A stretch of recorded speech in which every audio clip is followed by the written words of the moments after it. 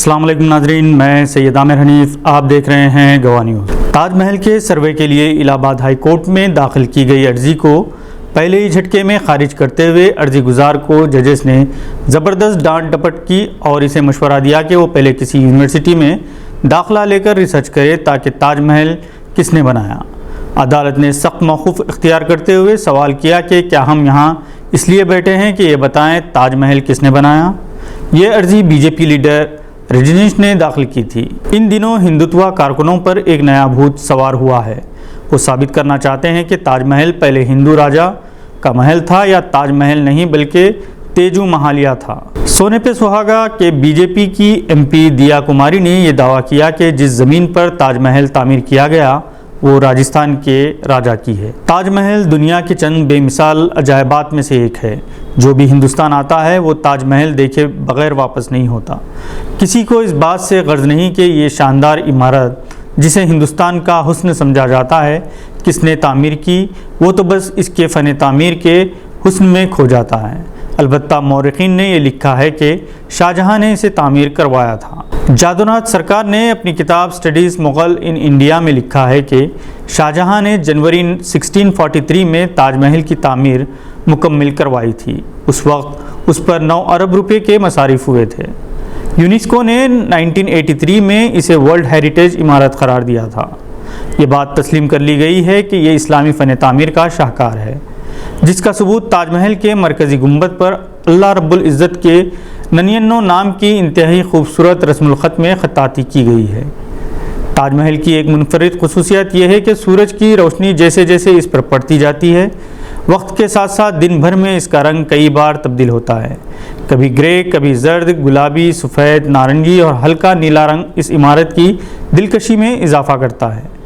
کسی نے کیا خوب کہا تھا کہ دنیا میں 2 قسم کے لوگ ہیں، یہ وہ جنہوں نے تاج محل کو دیکھا اور دوسرے وہ جنہوں نے تاج محل کو نہیں دیکھا۔ پہلے تاج محل کی تعمیر مدھیہ پردیش کے برہان پور میں کی جانے والی تھی، جہاں پر ممتاز محل کا انتقال ہوا تھا، تاہم بعد میں آگرہ کی سرزمین کا انتخاب کیا گیا۔ ممتاز محل کی باقیات کو برہان پور سے آگرہ میں منتقل کیا گیا۔ تاج محل سے ہندوستان کو اوسطاً سالانہ 100 کروڑ کی آمدنی ہوتی ہے۔ ہر دور میں نیم پاگل اور خپتی قسم کے پڑھے لکھے جاہل تاج محل کے مندر یا ہندو راجا محل کا دعویٰ کرتے ہیں۔ مذہبی تعصب، تنگ نظری میں یہ عقل کے اندھے اپنے قومی مفاد کو تک نقصان پہنچانے سے گریز نہیں کرتے۔ شاہین باغ میں ایم سی ڈی بلڈوزر نہیں چلا سکی، مگر آج اس نے مدن پورہ خادر میں نہ صرف بلڈوزر چلائے بلکہ غریبوں کے گھروں کو منہدم کیے جانے کے خلاف احتجاج کرنے والے ایم ایل اے امانت اللہ خان کو گرفتار بھی کر لیا۔ محنت سے پیسہ کما کے غریب لوگ ہیں، زمینیں بیچ کر کے لوگوں نے اپنے مکان بنائے ہیں۔ مکھیہ منتری منیش سسودیا نے کہا تھا کہ اس طرح کا ایکشن ہو سکتا ہے، انہوں نے ڈر جتایا تھا۔ آج کیا وہ بات آپ کو لگتا ہے سچ ثابت ہو رہی ہے؟ بالکل۔ ابھی تک تو یہی تھا کہ یہ انکروچمنٹ ریموول کر رہے تھے، ہم ان کو سپورٹ کر رہے تھے۔ شاہین باغ سے ہٹا دیا، یہاں سے تمام انکروچمنٹ میں نے ہٹا دیا۔ اے سی پی یہاں موجود ہیں، یہ زبردستی ارسٹ کر رہے ہیں۔ ہم لا اینڈ آرڈر نہیں بگاڑنا چاہتے لیکن پولیس بگاڑ رہی ہے۔ آپ پہ ایم سی ڈی اور بی جے پی کے نیتا یہ آروپ لگائیں گے کہ آپ لگاتار انٹرفیئر کر رہے ہیں۔ کس کام میں؟ کس ایم سی ڈی اگر لوگوں کے مکان توڑے گی تو میں بچاؤں نا، وہ میرے جاری رہے گا۔ بالکل۔ سرکاری سطح پر بستیاں اجاڑنے کی یہ روایت بی جے پی نے شروع کی ہے۔ برسوں سے یہی مکان اور دیگر عمارتیں انہی علاقوں میں موجود تھی۔ ان کی تعمیر تک کسی نے توجہ نہیں دی اور نہ ہی برسوں گزرنے کے بعد بھی کسی کو خیال آیا کہ یہ تعمیرات غیر قانونی ہیں۔ اب جب کہ بعض ریاستوں میں الیکشن ہونا ہے اور ایم سی ڈی کی مدت ختم ہو رہی ہے، بی جے پی کو مسلم دشمنی کی بنیادوں پر اپنی سیاسی عمارات کو کھڑی کرنی ہے۔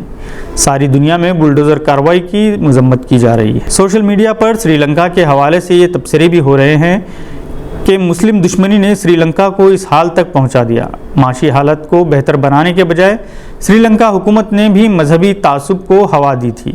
آج یہ حال ہے کہ وزیر اعظم فرار ہو چکا ہے، رکن پارلیمنٹ خودکشی کر رہے ہیں، منسٹرز کو عوام کار سمیت دریا میں پھینک رہے ہیں، صدر اور وزیر اعظم کے گھر جلائے جا رہے ہیں۔ ان واقعات سے سبق لینے کی ضرورت ہے۔ آج کے بلیٹن میں بس اتنا ہی۔ امید ہے کہ آپ نے ہمارے چینل کو سبسکرائب کر لیا ہوگا۔ بیل آئیکن دبانا نہ بھولیں۔ خدا حافظ۔